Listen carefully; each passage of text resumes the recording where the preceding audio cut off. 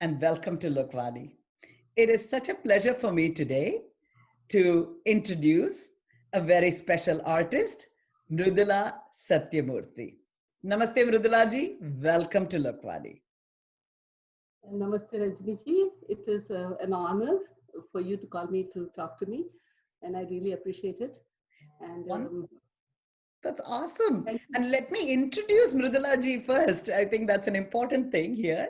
And so, Mridula ji, you have been painting for so many years, I think since your high school days.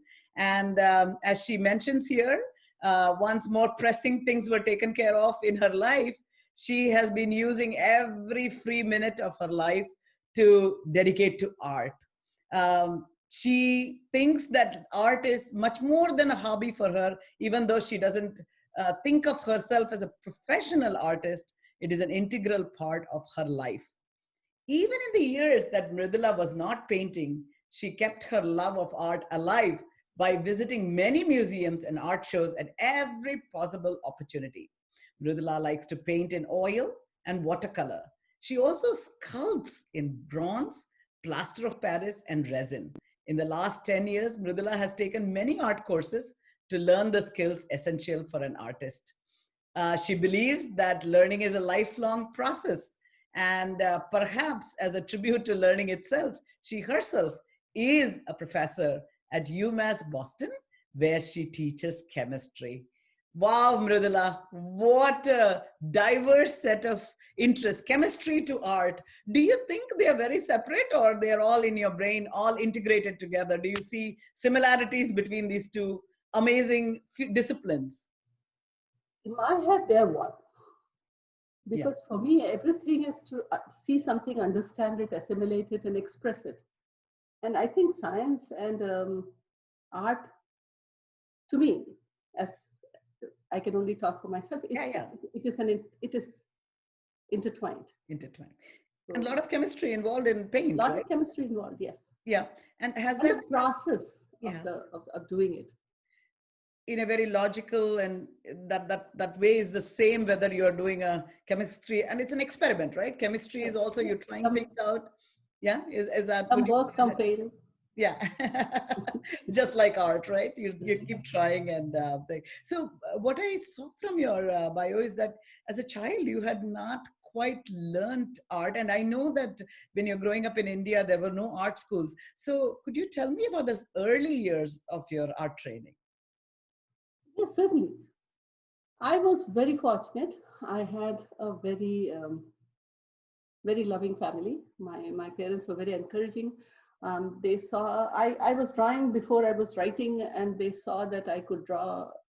So they were very encouraging. Actually, they would have liked me to perhaps spend a whole lot of time than I actually did in art. But there were no art schools in. I grew up in Allahabad, Prayagraj now. So there were no art schools there.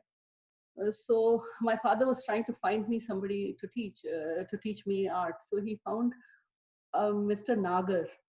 He was a draftsman, and he used to draw well. So my father got him to give me tuition at home, and Mr. Nagar would come once a week, and he would teach me to draw. So he taught me to draw figures in proportion, and so he I think I was in sixth grade. I must have been fifth, sixth grade when Nagar Sahib used to come home to teach me to draw. And then that was about it. That's all the drawing I could get. And Yeah. then I was in India. I used to paint a lot. I used to paint. I remember I used to be sleeping in the bed. I would stand up and start painting Wow. in the morning, and paint and to go to bed and sleep. So Wow. And the but then paint, you had enough access to paints in those days. That was not a problem to find paints and things like that. no, there was no problem. And fortunately for me, my parents never asked me why you want this. I would give them a list and I would get all of it. It's So I fantastic. used to even then paint in oil and watercolor, and that's what I'm saying. So I was very fortunate in that. They just got me whatever I needed. I would get. And then you So went to sculpture right at that time, or that was much later in life? so there was this. I found out about. Actually, it was a Kumhar community, right? The people who make cups Yeah, and saucers crafts and and yeah, things. ceramics. Yeah. So there was a Kumhar community in our close to our house. And one talented young man from there, he started a class for sculptures. So I went and took that class. So I made some sculptures. I made one person playing a flute, and I made a Buddha's head. So these two sculptures I made, and at that time I knew that this is something that comes easy to me. Like, some things you can do easy. Some things are, painting is hard for me. I really have to put in so much work to paint. But sculpture, when I take clay and I put it in one place, it is right place. It is right. So I know from my heart that this is something that I can easily do. Yeah. But that's all I had. And those two sculptures I had at home, they eventually broke because they were just. Yeah. So that was something I always wanted to do because I knew it was an art that kind of gelled with your DNA, you would say. Correct. It was there in me. Yeah. So, and I think that's very interesting that, you're saying that you learned from somebody from the Kumar community. To me, that really, I've often thought about that. Art is actually pretty advanced in India, especially when you look at sculptures and bronzes and things like that. And the artists are not necessarily famous now. But what do you think is the state of all of this, bronze creation and all that? And what do you think was the level of art in India through the centuries? Do you have any comments on that? I am amazed at the wealth that we have in India. I am amazed every time I go anywhere and I go into a temple or I go into it's just unbelievable level of intricacy, and there are sculptures that you can take a piece, and you would have seen those pictures, right? There are chains that are made of stone and they have sculpted and the chains hanging loose. And then there are anklets that are loose on the woman, and they're all stone. So it's hard to believe that somebody could sit down and just take a chisel and chisel it. And some of these temples, they're like, you would look at the pillar and you'd think that these have been made in a lathe. Wow. It's hard to imagine that it is one piece of granite. Yeah, that has been polished to that level and made that. It's perfection. There is not one error in there. Wow.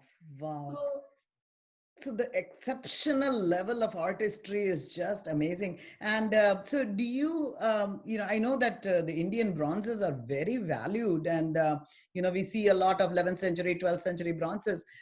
So was that a period where the bronzes came up, or do you have an idea of what the history of sculpting was in India? See, but every time I look at a temple and I see the year it was built, and all the year they will tell you is 11th century and the 12th century. And when I look at those numbers, those dates, somehow it doesn't feel, I think those things are older. I think they've just been given that date to coincide with all the development that was perhaps happening in Europe. Oh, wow. And I think that these sculptures that we have are older. Especially you look at Egypt. There was a stage where we were being told that they're 2,000 years old. Now they've started saying they're 5,000 years old. Yeah. So our Indian sculptures, our Indian temples, they need to be dated better. Perfect. I think we need to find out when was this actually built, and I think we will find that many of them are older than the 11th century. Older than the 11th. And I think that because you see, we had kings, we had very big kingdoms. Yeah. Before in the BC, right? Yeah. I think these things they're a lot older than what we are giving them today. Today.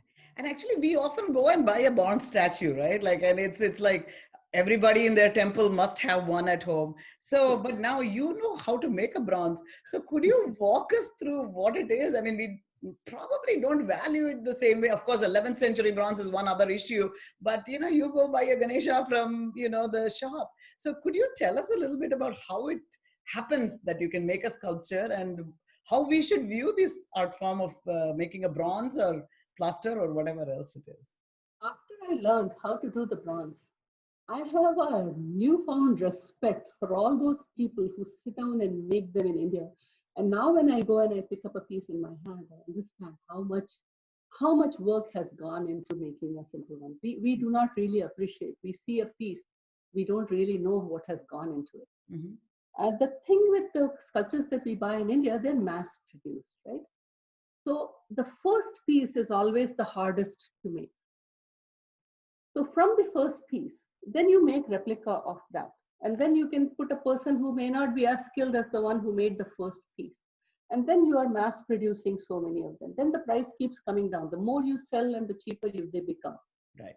But the sculptures that you make and you just make one or two pieces, all your effort is in that, right? So looking at the sculpture you have over there, is that like you first make a mold, or how does No. You take just plain clay. You take clay that you buy in a square pot. And then with that, you make your first sculpture. You make a frame. You see, there's a little girl. You can see, yeah. this one. I don't know if Yeah, I can see her a little bit. And you can just send me a picture. We can put a better picture. You have to create a frame, because Yeah. otherwise the clay starts falling. Okay. It's limp, right? So you Right. cannot make it stand. So you first make a frame inside with wire, and I sometimes use these wire hangers, Yeah. from the house. And then you have to make it stand, so you have to staple it on a piece of wood or something. Uh-huh. I'm a handyman. I'm a good handyman because of all this. Wow. Because you have to cut wood, you have to cut wire, you have to make it all stand. And then from there, you make with clay. You just take ordinary clay and you keep working on it. And once you get a structure right, now then you have to decide which way are you going. Are you planning to make it into a metal, or are you planning to make it into a, so depending upon what medium the final one is going to be, you, from your clay, you have to take different paths. Wow. Wow. So this woman, she's shining right now. Yeah. Yeah. So this woman is in plaster of Paris. So I did make her in clay first. Then I made a plaster of Paris mold for her, because I knew I was going to make only one. I had no intentions of making multiple pieces. Sure. So I made a plaster of Paris mold. Then Yeah. I had to break the mold and remove the clay. So then the clay is back into a pulp. It is no longer a sculpture. Sure. So you just remove everything and then fill up that mold with plaster of Paris. And this is called a waste mold. Waste mold is when you cut up the mold and remove it and throw it. So Okay. you just make one piece, one mold, Right. one sculpture. So this is made from a waste mold. So I do not have a sculpture, a mold of it that you can replicate. that I can replicate. I see. So sometimes, like that woman with the anklet, you've seen that sculpture, Yes, right? yes. That one I made a rubber mold with it. I see. So, but when you make a rubber mold, then you put wax in it. So I wanted to make a bronze piece, right? So I was going to do something called a lost wax process. Okay. So that rubber mold I filled with wax. And then I had the sculpture in wax. Wow. So from there, again, it's a tedious process to take it to metal. So whenever we look at a bronze, now we know that the amount of effort that goes into creating a piece is non-trivial. So newfound respect, Mrudula. Thank you so much for sharing what it takes. If you see a bronze, you can ask them a question. You can ask them, is this lost wax or it is from a sand mold? The ones that you see mostly are sand molds. Okay. So what they do is they will take wet sand and they will take their sculpture, the original that they have, and keep making an impression in the sand. Okay. And then fill that sand. They'll make a little path for the metal to flow. So they'll pour the metal in one place, and with that path, it will go into every mold. So that's a lost sand. That's when they make multiples of it. Multiple of it. The ones we buy are all lost, are sand molds.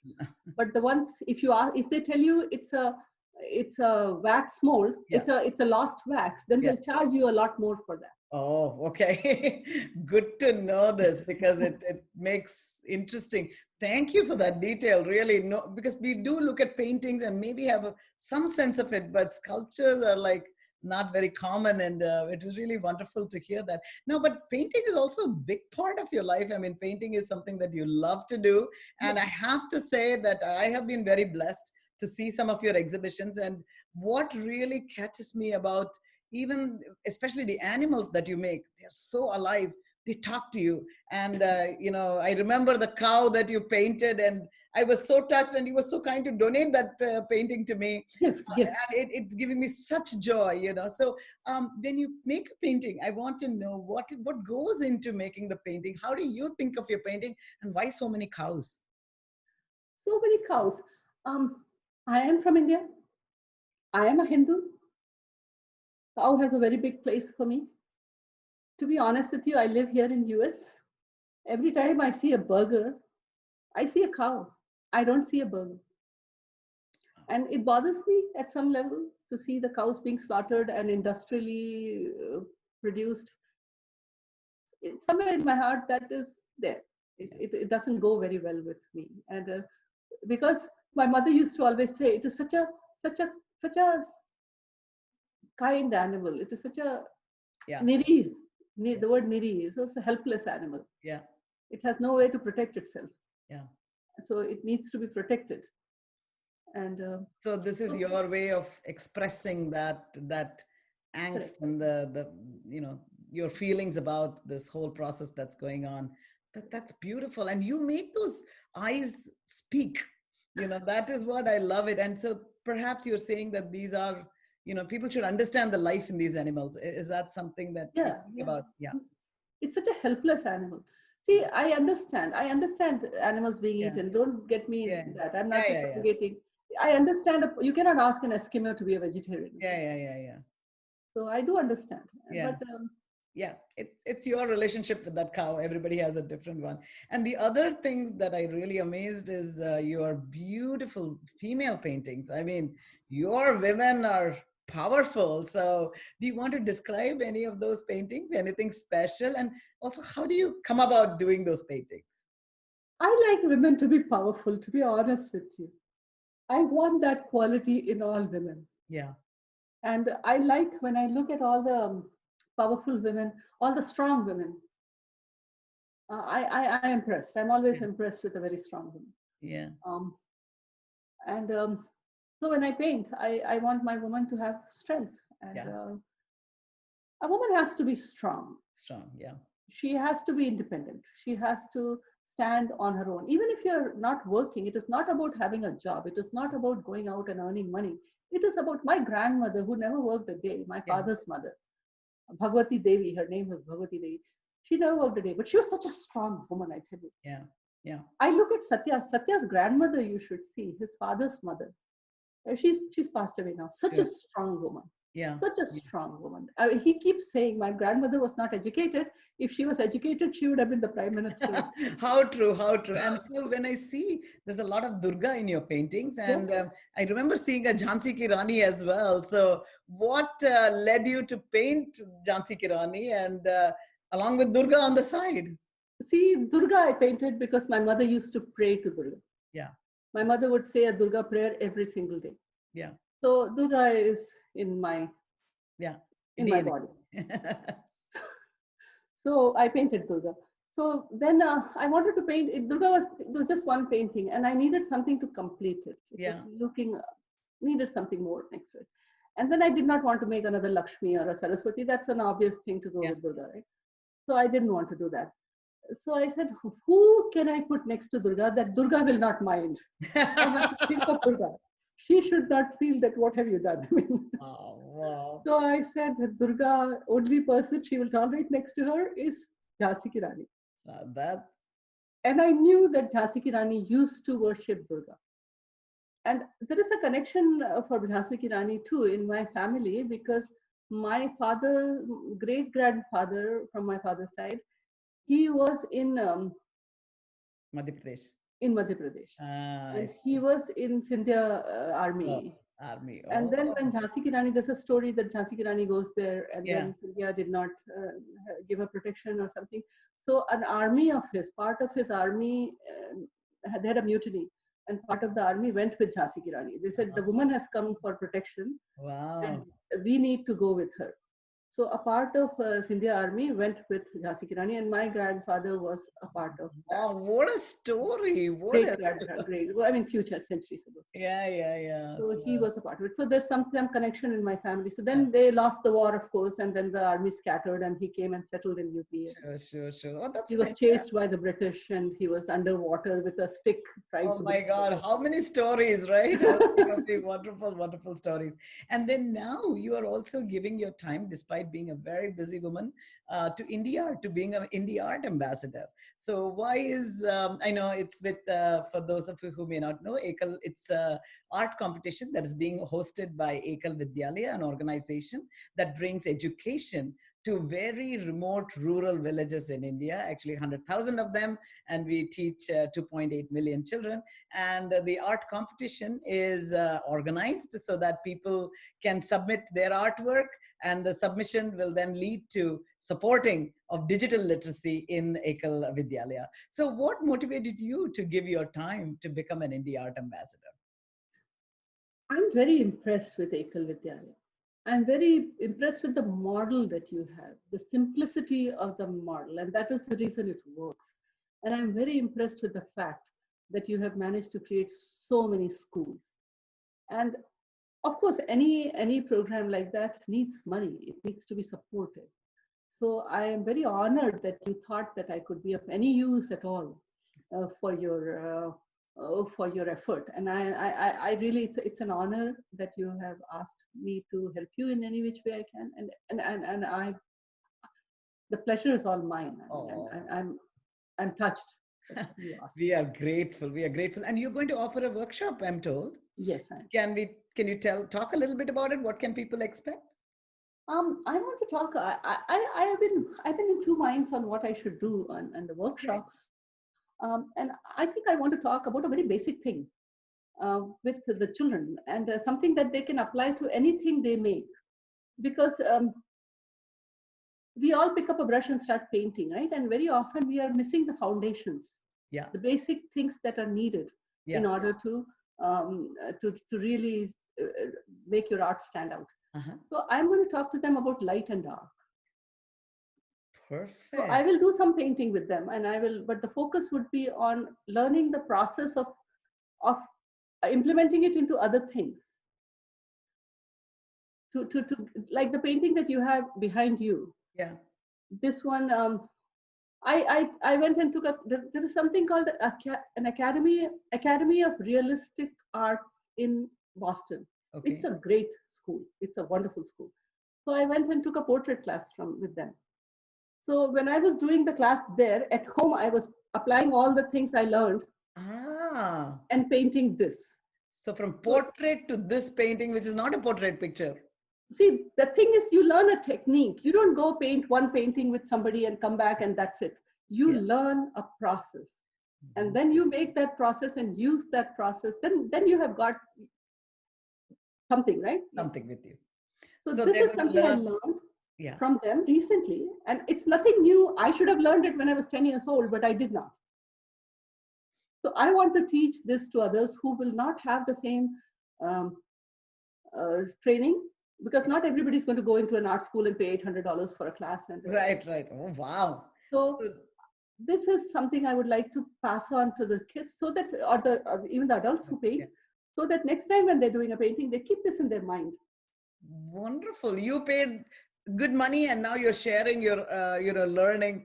Thank you. That is really a blessing. So I'm sure they'll be really benefited. And I love the painting, by the way, that you have, and we'll put a bigger picture of it. And I love that you bring so much of your Indianness, your DNA, whether it is lamps and religious figures or whatever it is, all the things that have, been part of your upbringing, you have brought it into your art. And I really appreciate that. Now, and the women, I think, maybe you wanted to say something. Go ahead. I was saying the painting that you have behind you. Yeah. That painting, in that art class that I went to, they had painted the walls black. And then they had a model sitting in the middle, and they had a spotlight like this on the model. And there was so much of contrast in the dark, the walls, the black walls, the face, and the shadow they were teaching us to paint the shadow that was falling from there. So I couldn't do that at home, right? And I wanted one source of light and paint a painting. So this thing, I set it up in a closet. Oh, wow. So I have a narrow closet. Yeah. So I opened it and I put a cardboard box in it, and then put a sari, the one that you see, there's a sari, right? Yeah. Oh, covered the box with a sari and put all my things I wanted in there, and then put a light outside. So it was the dark and light that I wanted. I got it because of the closet, which I would never have gotten in the house.